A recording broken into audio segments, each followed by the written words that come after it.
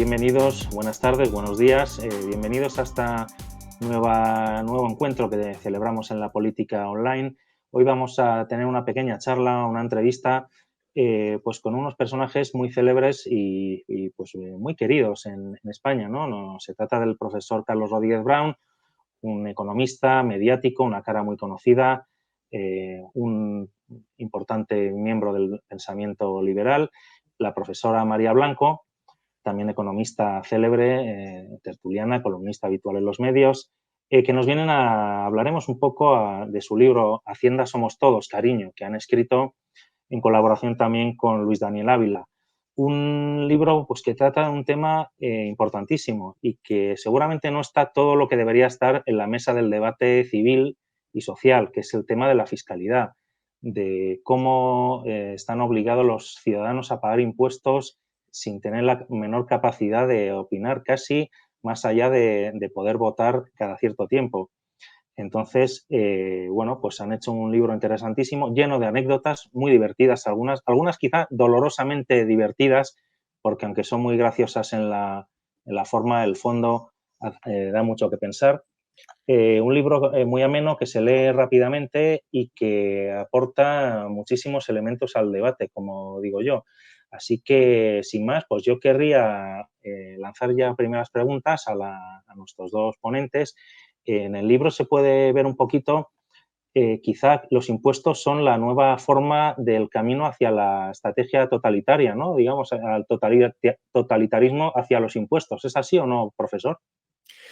Yo no diría, si hablamos de camino, yo no diría que es el camino al totalitarismo. El totalitarismo es una cosa, digamos, bastante más precisa. Ya recordaréis que Hannah Arendt, en su famoso libro, dijo que en realidad hay solamente dos totalitarismos, que son los nazis y los comunistas, ¿no? Yo diría, por utilizar la palabra que has utilizado tú, Manuel, camino, más bien camino de servidumbre, por recordar el famoso título del libro de Hayek en 1944. Ese sí que yo diría que es un peligro que tiene que ver con la expansión de los estados que hemos vivido pues prácticamente en todos los países del mundo. Pero tenemos ahora un tema muy curioso en España, que ciertos políticos e incluso periodistas hablan de patriotismo a la hora de referirse a los impuestos, ¿no? Que dicen los patriotas no son los de la bandera, son los que pagan impuestos. Así es, y fíjate que de lo que se trata es de una servidumbre patriótica, digamos, ¿no? Por continuar con lo que mencionaba el profesor Rodríguez Brown, el camino de los impuestos es el camino de una servidumbre voluntaria y ya patriótica, y si consideras que el sistema impositivo de tu país es excesivo, entonces eres mal patriota. Te tienes que aceptar cualquier sistema impositivo por definición y Claro. sin preguntarte nada más, ¿no? Y si no, eres un mal patriota. Claro, pero al final lo que hablaba antes de camino hacia, no sé si totalitarismo era la palabra, hacia el control, cuanto más nos meten la mano en el bolsillo, más nos privan de capacidad de decisión y lo que tenemos es un Estado que lo que quiere es tú dame el dinero para que decida yo por ti, ¿no? Sí, lo que pasa es que precisamente este es el objetivo de nuestro libro, para que el Estado haga eso que tú dices, Manuel, que efectivamente es su propósito. No puede recurrir exclusivamente a la violencia, no puede recurrir solo a la intimidación, tiene que recurrir también a la persuasión. Y este es el objetivo de nuestro libro. En nuestro libro, fíjate, lo normal es que cuando se hagan libros sobre impuestos estén llenos de cifras, ¿no? Uno piensa que el Estado solo es cifras. Pues nuestro libro tiene muy pocas cifras, porque el Estado no solamente tiene cifras, también tiene palabras.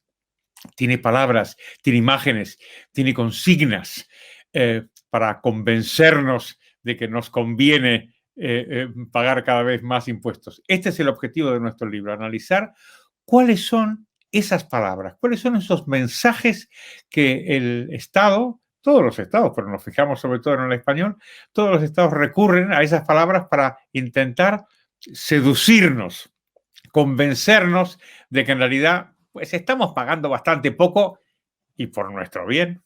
Sí, ¿no? Sí, leyendo el libro parece decir que los políticos son auténticos artistas en situar la frontera de la protesta social, ¿no? Que siempre se dice, ¿hasta dónde se pueden subir los impuestos? Hasta donde haya protesta social. Bueno, pues están siempre jugando y hasta la fecha con mucho éxito con esa frontera. Sí, porque además de seducirnos y de convencernos de que todo lo que ellos deciden es por nuestro bien, está bien, deciden muchísimo mejor que nosotros mismos qué nos conviene y cómo tenemos que financiarlo, cuánto tenemos que ahorrar, etcétera, se han encargado de hacer otra cosa. Debido al éxito de su propaganda, ellos marcan lo que es la moral, una moral y una ética social, de forma que ya no solamente, estamos encantados de pagar impuestos, sino que además miramos mal al que cuestiona si Sí. se pagan demasiados impuestos, y hay una especie de moralina social y un señalamiento moral hacia quien cuestiona el sistema impositivo. Pues un tema que a mí me parece fascinante y del que no se habla nunca, que es la legitimidad de los impuestos. Yo recuerdo cuando la entrada en el mercado común se hablaba del IVA y se decía el IVA va a ser un impuesto indirecto para progresivamente ir retirando los impuestos directos, ¿no? Y de hecho en vuestro libro recuerdo el eslogan que citáis, no se trata de recaudar más, sino mejor. El caso es que tenemos un IVA al doble de lo que fue cuando España entró en la Unión Europea y los impuestos directos no solo no se han retirado, sino que se han aumentado. ¿Es legítimo que convivan impuestos directos e indirectos? Bueno, yo creo que lo que es una especie de trampa. En el libro lo denunciamos esto que tú dices, Manuel, en reiteradas ocasiones, cómo el Estado nos ha mentido de manera descarada, pero de manera cambiante también, para que no nos demos cuenta o para que no protestemos. La cuestión de la legitimidad me parece una pregunta crucial, porque los impuestos son legales, ¿eh? Es decir, nosotros en el libro precisamente decimos que lo que hay que hacer es pagar impuestos, pero explicamos por qué, porque hay que pagarlos, porque si no los pagas vas preso, vas a la cárcel, es dura la cárcel. Entonces, obviamente los impuestos son legales, todos han sido aprobados legalmente en el Parlamento. Ahora, su legitimidad, eso sí que tiene que estar abierta a cuestión, ¿no? Porque como decía la profesora María Blanco, oye, nosotros tenemos en principio derecho a levantar la mano y a protestar, ¿no? Aunque todos los mecanismos sean legales, no necesariamente son legítimos. Y ese es un asunto que tratamos en el libro precisamente para distinguir entre los dos y para defender el derecho que tiene la gente, pues, a protestar, ¿no te parece? Totalmente. Porque yo, por ejemplo, otra de las dudas que tengo, la doble imposición, en teoría es algo, eso sí que está prohibido por ley, ¿no? A mí me gustaría que instauraran la doble devolución y me devolvieran 2 veces la Exactamente. misma cantidad. Pero fíjate que ya no es solamente la doble imposición, que es como muy obsceno, ¿no? Ese abuso es muy obsceno. Volviendo al tema de la legitimidad, que me parece que es el meollo del asunto, ¿no? Qué es legítimo y qué no. Habría que preguntarse, porque, no todo el mundo sabe cuál es la diferencia, ni todo el mundo tiene en la mente qué es legítimo y qué no es legítimo. En democracia parece que lo que dicen nuestros representantes es siempre legítimo, de manera que si en el Parlamento se aprobara cualquier tipo de atrocidad o no sé, matar a todos los gatitos o algo así, debería ser legítimo también y es una barbaridad. No nos preguntamos tanto lo que es legítimo como lo que es legal y dejamos que la moralidad esté en manos de las redes sociales, por ejemplo, o de los medios de comunicación que son primos hermanos prácticamente. Yo me pregunto, y es la pregunta que suelo lanzar siempre cuando me preguntan acerca de esto, respondo con una pregunta y la pregunta es, ¿te parece legítimo que haya un sector de la población que tiene que pedir un crédito para pagar impuestos? Es decir, no es ya un claro signo de que es confiscatorio. El hecho de que haya población que huye del país porque no puede desarrollar su empresa, no puede salir adelante, no puede, buscar sus medios en función de sus fines y de sus valores, ¿no nos dice algo acerca de si el nivel es confiscatorio? Cualquier cosa que apruebe, el Parlamento o que decida la Unión Europea es sano, legítimo y está bien. Sí, porque la ciudadanía es que no tiene capacidad de respuesta, ¿no? Que ese es uno de los problemas que probablemente habría que plantear también en ir más allá en los sistemas de representatividad otro de los asuntos que no saca la clase política ni por asomo. Bueno, la cuestión de la democracia efectivamente plantea un problema que me parece que en el caso de los impuestos resulta particularmente llamativo. ¿Por qué? Porque se nos asegura que la democracia es el sistema político en donde los gobernantes no hacen lo que ellos quieren, sino lo que el pueblo quiere. Es el gobierno del pueblo, ¿no? Esa es la democracia. Y sin embargo se da esta extraordinaria paradoja, en donde cada vez que se le pregunta al pueblo si quiere pagar más impuestos, la inmensa mayoría dice que no. Pero ahí la sociología fiscal es inequívoca, ¿eh? La gente no quiere pagar más impuestos, no quiere pagar más impuestos. Y sin embargo, en regímenes democráticos que supuestamente deberían reflejar la voluntad popular, el pueblo ha terminado pues, pagando más impuestos probablemente que nunca en la historia. Si eso no es un problema, que venga Dios y lo vea, ¿no te parece? Sí. Y una segunda derivada de ese problema que a mí me parece también que es importantísimo. El otro día Luis de Guindos dijo que toda la deuda pública española el año pasado fue comprada por el Banco Central Europeo, cosa que ocurrió con otros estados también, no solo es el caso español. Sin embargo, tenemos una presión fiscal, yo creo que si la llamamos asfixiante, no es una exageración, en la que además todos los altos patrimonios reconocen, no, toda la gente dice, si yo fuera alto patrimonio, si pudiera, me iba de España. Quiero mucho a mi país, me siento muy español, me envuelvo en la bandera, pero no puedo más. Si pudiera, me iría a Portugal o donde me lo arreglaran, me facilitaran la vida. ¿Qué os parece esta situación en la que los bancos centrales se han metido en una espiral aparentemente sin salida de tener que financiar ya con una manguera imposible de llenar el cubo de dinero con inyecciones de liquidez del Banco Central, es decir, lo que se conoce vulgarmente como darle a la manivela de fabricar dinero para financiar a los estados y aún así convivir eso con una fiscalidad asfixiante contra el ciudadano. El tema de la deuda y del Banco Central Europeo es muy notable porque afecta a un concepto tan delicado como la soberanía. Entonces, somos socios de la Unión Europea y se supone que por Maastricht, por el Tratado de Maastricht, nos comprometemos a mantener unos niveles de déficit público y de deuda pública aceptables e incumplimos. Y entonces, Pero esto cuando ha pasado a la incumplimos, historia ya, si no recuerdo mal era el por supuesto. 60%. O Sí, sí, sea, sí, sí. se ha Ha pasado la duplicado historia casi. hace mucho, hace mucho. Claro. Pero cuando incumplimos, la Unión Europea se ve muchas veces impotente porque puede llamar la atención, hace como que pone multas o que te pone algún tipo de castigo, pero en realidad nada. Es decir, si los países del Mediterráneo, ¿no? El sur deudor, el sur mal acostumbrado, bajamos las manos y decimos, pues no voy a pagar, ahí tienes Grecia.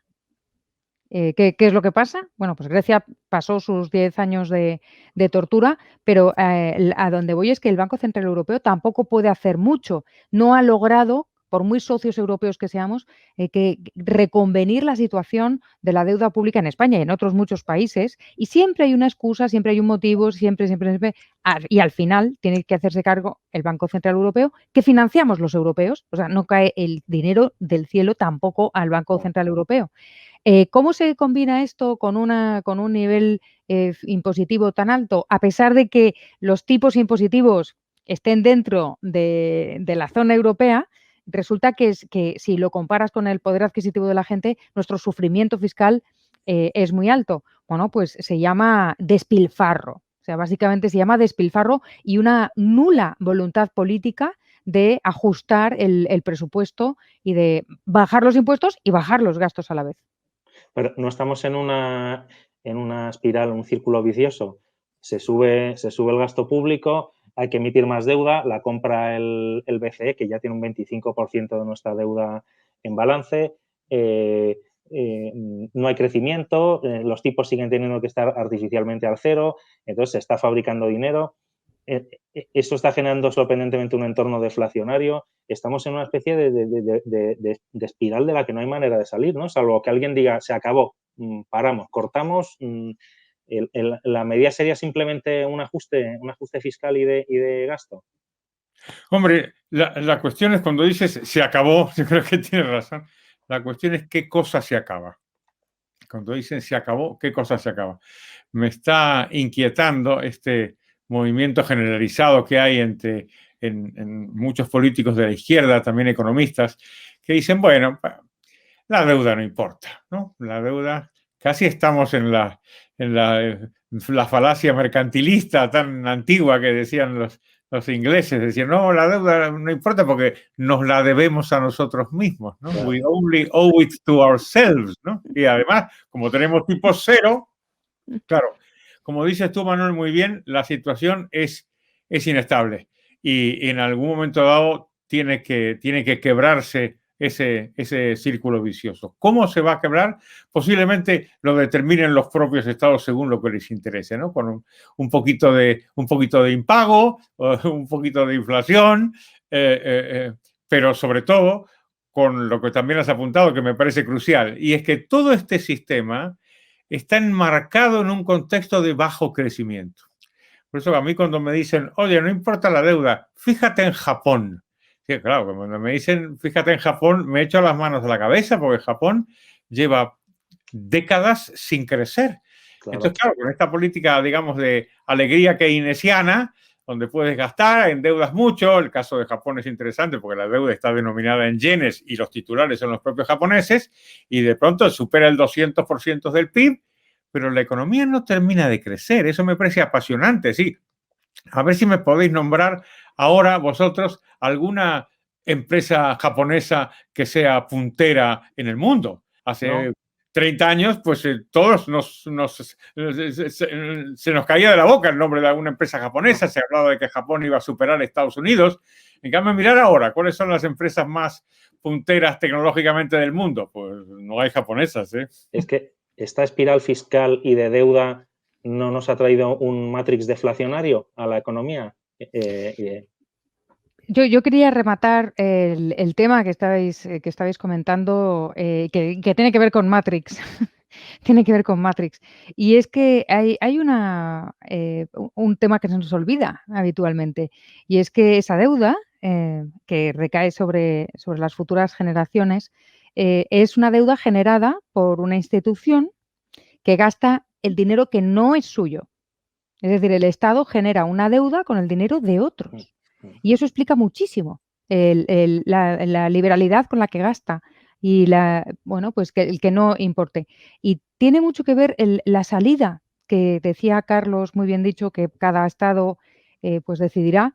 Creo que hay una agenda internacional que es lo que se conoce el reset, ¿no? El nuevo reset, el reset del capitalismo. El capitalismo ha muerto, viva el nuevo capitalismo. Sí. Y se supone que en este reset, en esta reiniciación, en este nuevo reinicio del capitalismo, quieren que los estados ejerzan una función controladora como si hasta ahora no lo hubieran tenido, ¿no? Claro. Y nos han llevado hasta donde nos han llevado. Ahora se habla de otro tipo de capitalismo más verde, por supuesto, más digital, Inclusivo, más regulado, más inclusivo, más muchas cosas que son detalles que llegan al corazón de la gente, pero no sé si con mucha racionalidad económica. Y a mí la verdad es que me asusta bastante. El profesor antes ha dicho una palabra muy por encima, pero que para mí también es clave, impago.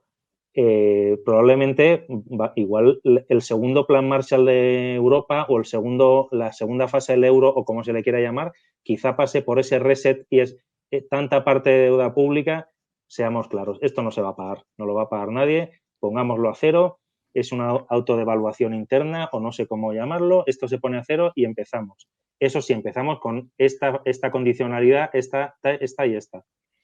Pues es posible que sea así. Ahora estamos en la fase de la alegría, ¿no? La alegría del dinero gratis, el dinero barato, la alegría de la deuda y la falta de conciencia sobre cómo se paga, ¿no? A mí me parece que el momento más bochornoso de la bochornosa gestión de Pedro Sánchez en el gobierno es cuando después de la reunión europea va al Consejo de Ministros con las noticias del plan de ayuda y todos los ministros se levantan y le aplauden, ¿no? Sí. Yo decía, caramba, pero si lo que están aplaudiendo es una subida de impuestos. Sí. Porque el plan la novedad del plan es la mutualización de la deuda y que de pronto la Unión Europea ella misma pues va a emitir deuda que naturalmente va a financiar con impuestos que también va a recaudar ella misma a través de los estados. Y ya empezamos ahora con los típicos impuestos verdes, impuestos al plástico, no sé qué, Claro. como si fueran impuestos que va a pagar la gente, ¿no? Que si continuamos con esa espiral deflacionaria, no hay crecimiento, hay destrucción de empleo y hay una erosión de la clase media terrible, que se supone que es la que tiene que pagar impuestos, que al final también es una entelequia que a veces se está creando. La gente está apostando por una sociedad de consumo muy bonita, muy verde, muy inclusiva, pero sin consumidores, porque lo que es el trabajo, el salario y la renta cada vez está más deteriorado, ¿no? Si no hay crecimiento. Y ese es un elemento que también no está fuera del debate político en las altas esferas, y no hablo solo de España. No debería estar fuera del debate político, entre otras cosas, porque uno de los aspectos que está encima de la mesa, de los grandes temas, es la innovación digital, la revolución digital. Y esta innovación digital en las empresas va a forzar a que algunos puestos de trabajo se destruyan y se creen otro tipo de puestos de trabajo, ¿no? No es que vaya a la robotización y la innovación digital no va a hacer que muramos todos de repente, sino que haya, pues como cuando apareció el tren, el automóvil, etcétera, pues aquellos que tenían pues negocios con carros de caballos o transporte con caballos, pues tuvieron que reinventarse, ¿no? Y eso está muy bien, porque yo creo que es un empujón y que el ingenio humano pues potencia para bien ese tipo de cambios, ¿no? Ahora bien, si tu punto de partida es una destrucción empresarial como la que está teniendo España, como la que lleva teniendo un aumento del desempleo como el que tiene España, un desempleo estructural del que se habla muy poco, tan alto como el que tiene España, frente a otros países que, a pesar de la pandemia, de la crisis del 2008, etcétera, su tejido empresarial era mucho más fortalecido, estaba más fuerte y ha podido aguantar mejor pues, la caída del empleo y la recuperación. Es más fácil la recuperación, etcétera. Pues mercados de trabajo más flexibles, con menos tropezones, con menos problemas y menos demonización hacia el empresario. Pues claro, si comparas los dos tipos de economía, la revolución digital o la renovación digital que sobrevenga afectará muy positivamente a países como Alemania o como Estados Unidos y muy negativamente a países como España, donde va a haber más destrucción de puestos de trabajo porque las empresas no van a tener más remedio que unirse a esta reforma, a esta renovación digital, para no quedarse atrás. Y cuanto más internacionalizada esté la empresa, más profundamente tendrá que entrar y ese recambio de puestos de trabajo de un tipo a otro va a ser muchísimo más complicado. O sea, que es un tema que debería estar muy encima de la mesa. Un comentario que quiero hacer a una cosa que ha dicho Manuel. Manuel, has utilizado repetidamente la expresión espiral deflacionaria. Y efectivamente así es por el momento. Y hay que tener cuidado con eso porque las explosiones inflacionarias de la vieja época ahora se remiten a pocos países como mi Argentina natal o Venezuela o algunos otros, ¿no? La mayoría del mundo está en esa espiral deflacionaria que tú dices. Sin embargo, dentro de ese movimiento de contención de los precios, lo que hay es escapadas de algunos precios. Es decir, hay que tener un poco de cuidado con eso, porque en la gran crisis del 2007, también había gente que decía, pero ¿cómo es posible que estemos ahora en crisis si no había inflación? Yo decía, un momento, no había inflación medida por el índice de precios al consumo, pero medida por el precio de los activos. Claro. Caray, si no había inflación. Caray, si no había inflación en España, por ejemplo, en el precio de los activos inmobiliarios. O sea que con eso yo creo que hay que tener cuidado para detectar los cambios en los precios relativos, me parece. Claro, sí. La energía también, ¿no? Es un ejemplo, sí. Cambiando un poquito, una de las críticas que se le hacen al modelo liberal, pues por ejemplo, es el sistema de pensiones, ¿no? ¿Y qué argumentos está usando ahora el chileno? Que se puso como ejemplo que era un sistema de cuenta individual, cada uno aportaba y tal, y ahora está habiendo reembolsos y las prestaciones son muy bajas. ¿Qué se le puede decir al ciudadano? Pues yo creo que ahí lo que hay que es analizar un poco el caso chileno. Efectivamente, si las prestaciones son bajas, normalmente eso quiere decir que ha habido pocas aportaciones antes, ¿eh? No es porque el No, no, sistema de... sin duda, es la explicación que se ha dado, es que aportaron poco. Pero por eso te digo, yo creo que ahí el caso chileno me parece lo más importante, la cuestión política. A mí no me pareció nada casual que haya estallado estos disturbios en Chile. El propio Nicolás Maduro, que es un bocazas, un lenguaraz, fue y lo dijo abiertamente: oye, este es un plan que diseñamos en San Pablo y lo estamos cumpliendo, ¿no? El objetivo era intentar acabar con el esquema de Chile, que de ser un país pues bastante modesto económicamente, pues pasó a ser el primer país económicamente de América Latina por las reformas liberalizadoras que empezó la dictadura y que después continuó la democracia. Dentro de esas reformas, yo diría que quizá la más importante era la de las pensiones, porque lo que hace el sistema previsional privado es convertir a cada ciudadano, a cada mujer, a cada hombre en dueño de su propio destino.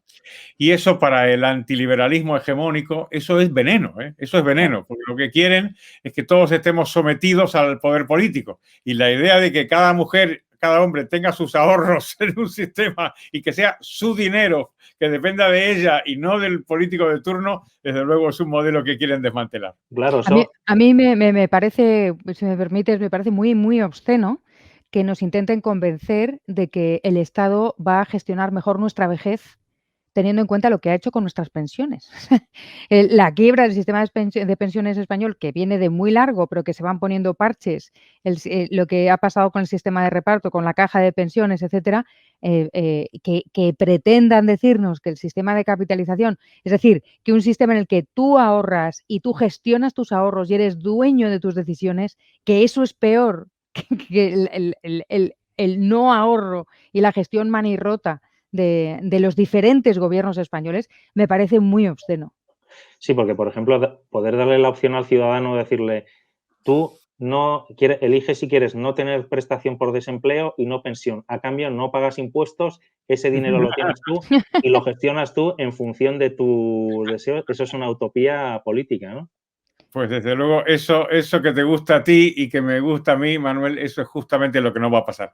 El esquema de los políticos es precisamente intentar evitar eso que tú dices, y es que la gente sea responsable y dueña de su destino, de su propiedad, de su salario, de sus ahorros, de sus pensiones. Eso es justamente lo que no quieren. Me gustaría mucho, estoy contigo, pero sospecho que no va a pasar.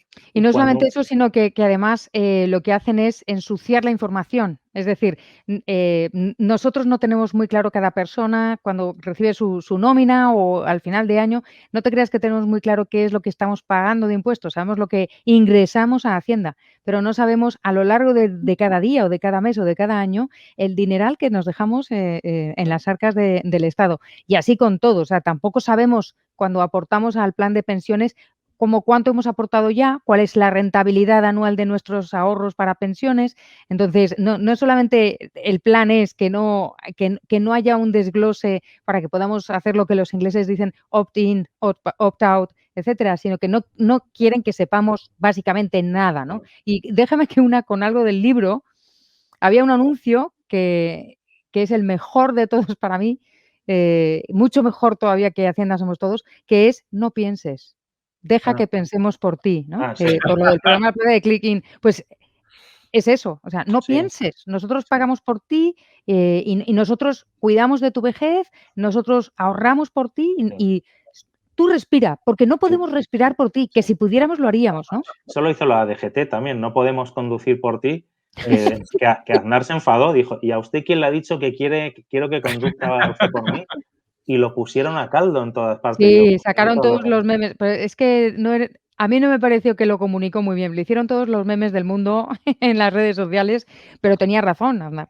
Sí, pero es que hablas con muchos ciudadanos y seguro que os lo habrán dicho a vosotros. El ciudadano tiene la sensación de que hay una conjura por encima destinada, que se está dedicando a diseñar nuestro nuevo coto reducido de libertades a cambio de darnos un salario mínimo y tenernos controlados en casa viendo Netflix y poco más. llámese Foro de Davos, Unión Europea, Club Bilderberg, Soros Gates, quien sea. Pero es casi imposible ya que el ciudadano no tenga esta sensación que es casi paranoica, ¿no? Bueno, pero lo interesante es que aunque ese esfuerzo que tú dices, Manuel, efectivamente es así, es una intoxicación, como dice María, para que no pensemos. Esto sin duda es así y está muy generalizado en el ámbito político, en el ámbito del caso del Foro de Davos, ese famoso camelo que encima le llaman liberal, aunque esto efectivamente está generalizado, también hay otra manera de verlo, ¿eh? Y es que yo creo que hay más conciencia ahora en los ciudadanos de ese camelo que antes. Y en varios países yo creo que se puede detectar un movimiento de protesta ante los impuestos. Desde luego, a los liberales nos gustaría que se protestara más, pero es que antes no se protestaba nada. Y ahora hay cierta renuencia, cierto rechazo.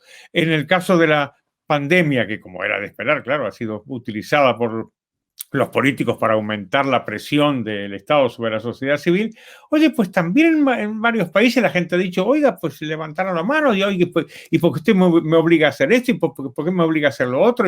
Y su gestión es mala. Quiero decir, el soportar al poder o el aceptarlo o incluso el aplaudirlo, a mí me parece que esto, no sé lo que pensáis vosotros, pero hay ciertas señales de que igual la ciudadanía ya no se cree estos mensajes con la misma pasividad con la que se los creía antes.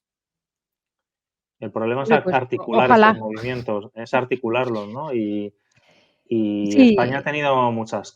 Cada vez que se articula un movimiento civil, llámese UPyD, 15M, acaba degenerando en una estructura partitocrática inmediatamente asumida por el establishment, ¿no? O sea, es por lo en menos el la caso del percepción. 15M, la intención desde el principio era esa. Yo no sé si sabéis que yo fui al 15M y participé en una asamblea de economía.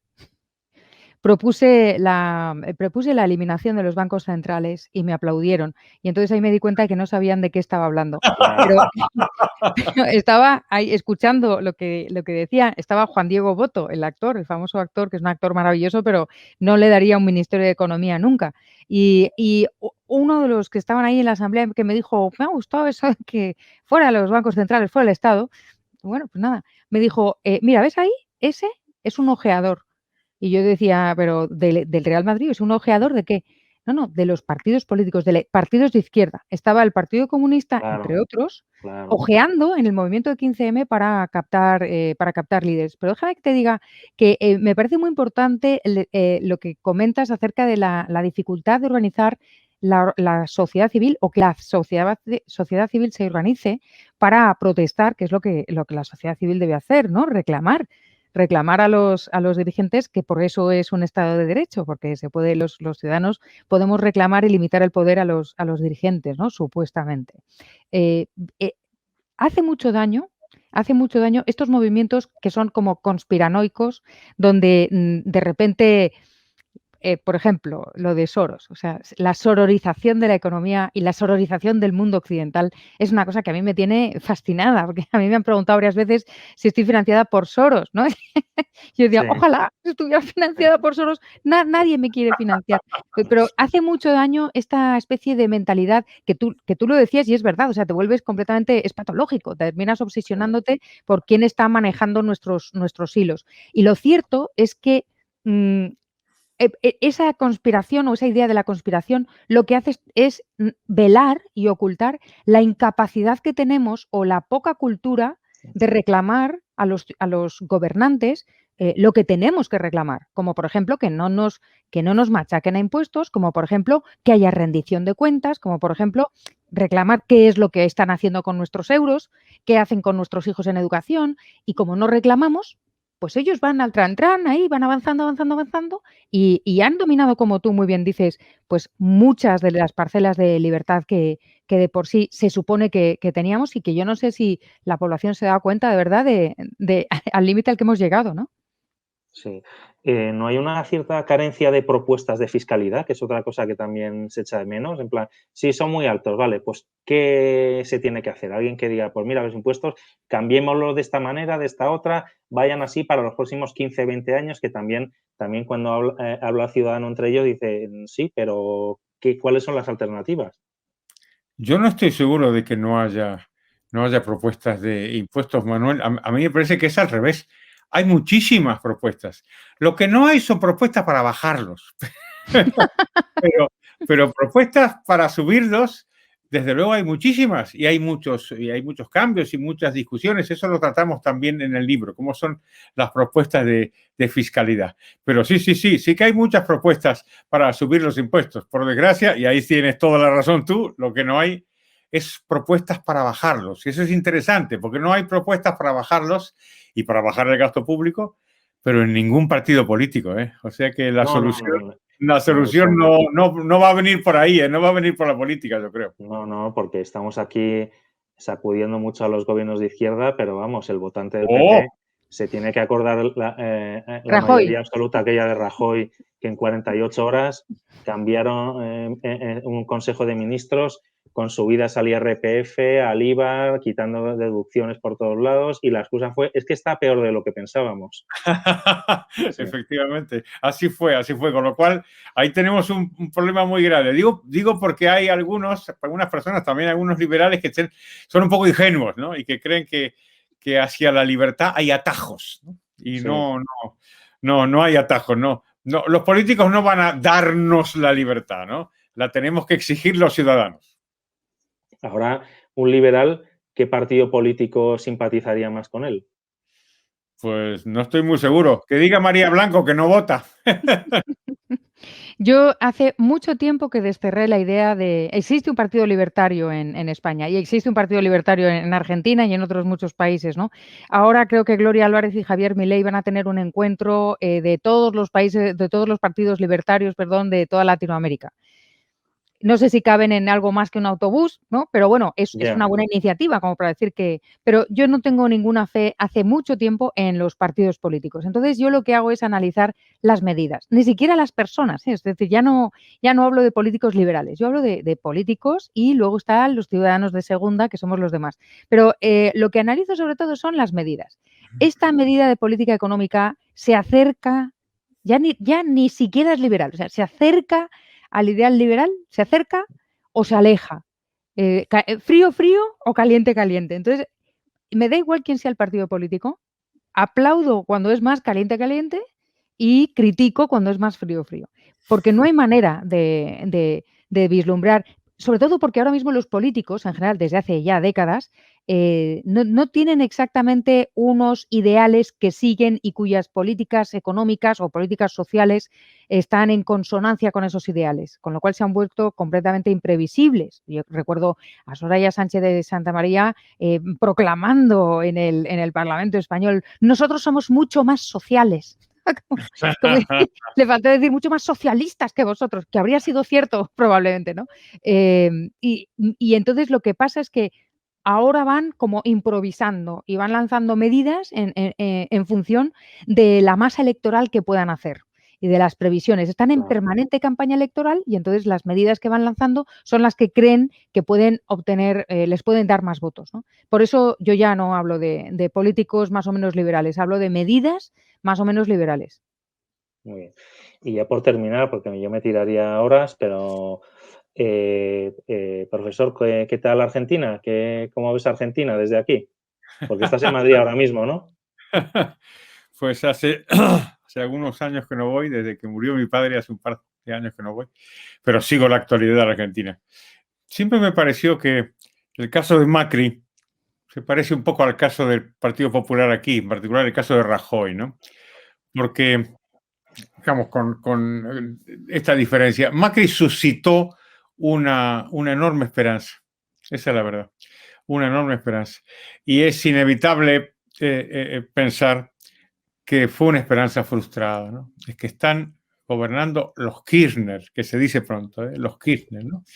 El sistema más corrupto de la Argentina democrática, pues están ahí otra vez en el poder, ¿no? Y entonces es el eterno dilema, Manuel, el eterno dilema, que te lo dicen aquí con los del PP, con Rajoy, cuando les reprochamos, como acaba de decir María Blanco, tú mismo lo has dicho, oiga, tuviste mayoría absoluta, ¿y qué hiciste? Subiste los impuestos, hiciste todo lo de los socialistas, y ellos dicen, los del PP, no podíamos hacer otra cosa. Bueno, pues los de Macri dicen algo parecido. No podíamos hacer otra cosa, el país es así. Y yo digo, pues no sé si tienen razón o no, pero la sensación que da es un regusto amargo de una oportunidad perdida. Claro. Aunque bueno, ahora toda Latinoamérica con el vuelco al populismo que hay generalizado, falta Chile, que yo creo que se ha salvado por el COVID, pero estaba a punto casi, quizás está provocando sin duda una salida de capitales y en teoría rumbo a España muchos de ellos, ¿no? Quizá tengamos una oportunidad ahí. Bueno, no sé si saben que en España tenemos el mismo populismo, o uno muy parecido, así que por favor no manden los capitales para acá, mándenlos a otro sitio, a otro sitio que sea más capitalista que España, porque estamos inundados de populismo, de derechas, de izquierdas y de centro también, ¿no? Hombre, si fuéramos inteligentes les pondríamos alfombra para que entraran, ¿no? Yo les pondría alfombra, yo les traería en Claro, brazos a claro. los dueños de los capitales, claro que sí, pero no somos así. Creemos que el capitalista es malo, el inversor extranjero es un enemigo y el inversor nacional es el demonio, con lo cual es muy difícil, es muy difícil. Hemos estado comentando hasta qué punto había capital de otros países, por ejemplo en Madrid, en el sector inmobiliario, etcétera, pero las grandes inversiones, los grandes capitales de Latinoamérica, no sé hasta qué punto pueden venir a España o se tienen que ir a otros sitios donde sea más fácil y donde sean mejor vistos las personas que tienen afán de lucro. Aquí Sí. no, aquí fatal. Sí, sí. Desde el momento en que Amancio Ortega es un señorito, ¿no? También tiene Encima es un gracia. señorito que tiene el poco gusto de hacer donaciones, vamos, Sí, de cosas. donaciones a sanidad. O sea, qué Sí, horror, qué sí. mala persona. No sé No cómo solamente eso, no solamente eso. Lo que pasó con Amancio Ortega, yo creo que la izquierda lo odia no tanto por ser rico, sino porque empezó a trabajar a los 14 años. A los 14 años. Y un depravado. estos caraduras, que son todos doctores, todos profesores, yo creo que lo desprecian por eso, porque lo que ha hecho es trabajar toda su vida. Sí, Y encima sí. sus empleados le hacen un homenaje cuando cumple 80 años. Seguro que iban forzados, amenazados. Claro. Sí. Pues nada, un placer teneros, profesor Rodríguez Brown, María Blanco. Hacienda somos todos, cariño. Una lectura recomendable. A ver si la lee cuanto más gente mejor y tome conciencia que el dinero público no es algo etéreo que está ahí y que se gasta y te pides más, que por desgracia es un poco la sensación que tenemos que es lo que piensa la clase política, ¿no? El dinero público está ahí, tiras de él y cuando se acaba se pide más. Lo del Banco Central Europeo y si no, pues se aplican subidas de impuestos. Yo el otro día me documentaba un poco y vi la subida de impuestos que hizo Zapatero que la calificó de razonable. Digo, por lo menos di que es un esfuerzo, que es una penalidad, no, poco menos que nos estaba haciendo un favor al subirnos los impuestos. Y bueno, pues uno de los grandes debates, la política online, feliz de ponerlo sobre la mesa, ¿no? Yo creo que es un tema que debería estar una y mil veces más. Que los políticos no están para meternos la mano en el bolsillo, están para velar por nosotros y nosotros controlarlos. Cuando oyes a políticos que dicen que tienen que tener más influencia en la economía para influir más ellos y decidir, digo, no, nosotros tenemos que supervisaros más a lo que hacéis. Pero bueno, es un debate ahora mismo no está muy de moda y en la medida de lo posible desde aquí lo impulsamos. Así que nada, un placer veros de nuevo, mucha suerte con el libro y gracias por estar aquí. Muchas Muchísimas gracias. gracias. Un abrazo fuerte. Hasta pronto. Hasta luego.